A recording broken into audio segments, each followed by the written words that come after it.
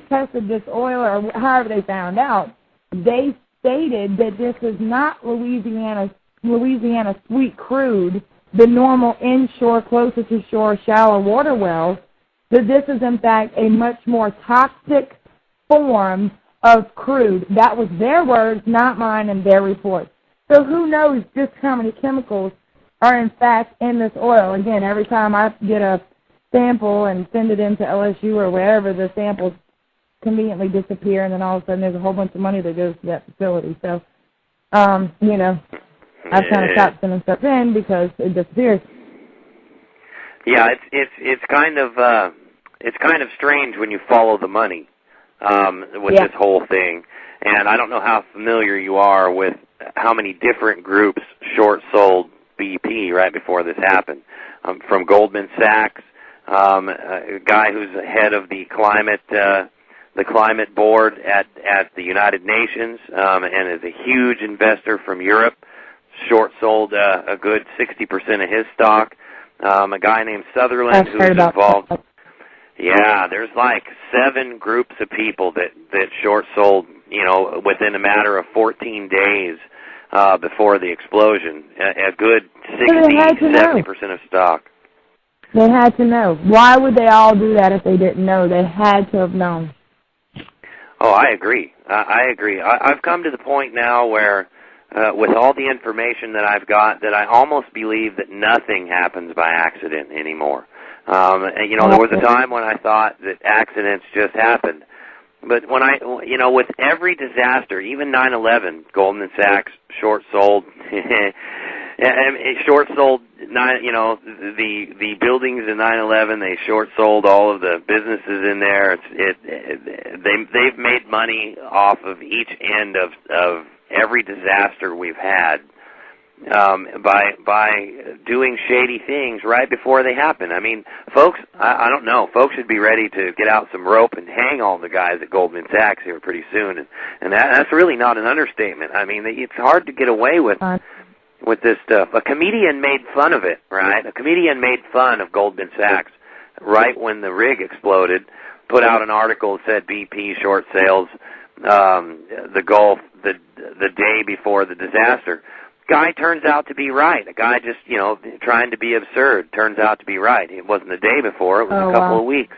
But that's insane. I mean, and then we have the muzzling of our First Amendment in America. And that gets back to what you were talking about, waking folks up here real quick in the last 5 minutes. To me, if they take our First Amendment and our freedom of the press away from us, then technically we're not a free country anymore anyway, right? I mean, what more is they can't take more from us, right? You are right. What else are they going to? I mean, that kind of falls into every end of anything that we do or say. I mean, bottom line here, it's happening, folks. It's happening. It's happening every day. They're doing it. They have set this up. I mean, I don't know how long this has been in the making, but I'm not going to lie to everybody. I'm scared. I am scared. I am scared of what's going to happen. I pray every day, 10 times a day, that this, in fact, is not going to be the outcome. What we kind of all know in our own hearts and our minds, what's going to happen, or part of what's going to happen. We don't know their long-term plan, but I really feel like they've juiced all the technology that they can juice, and they're ready to exterminate. And it's sad. That's what the Georgia Guidestones say. They say to reduce population down to 500 million. People say, oh, that's just some guy's crazy monument. Well, that's another case of following the money. I got 4 minutes left with you. I know you've got a new website up where folks can find you. We haven't turned it on yet. Yeah, we haven't turned it on yet. We're waiting on a couple of different things to fall into place before we turn that on. And that's why I put out the post office box for people to be able to send food cards or whatever they could, whatever they felt compelled to do in order to get some immediate help into some of the people's hands down there, especially after the fisherman called me and threatened to commit suicide last Thursday morning because he couldn't feed his family. So that's why I had put that SOS out on my Facebook page about sending the gift cards and stuff. But at any rate, we are currently doing the paperwork to open the 5013C and to start taking in donations in order to help people make an informative decision. as to where their geological position is, or geographical position, yeah. So. Awesome.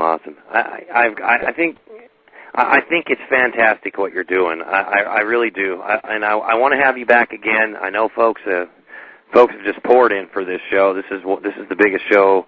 I think this is the biggest show this month. So I want to thank you for coming on and making this such a great show. Thanks for having me. Yeah, no problem. And we'll be calling you to have you back again soon. Hopefully when you get your website set up and everything, so we can get that out there for everyone as well.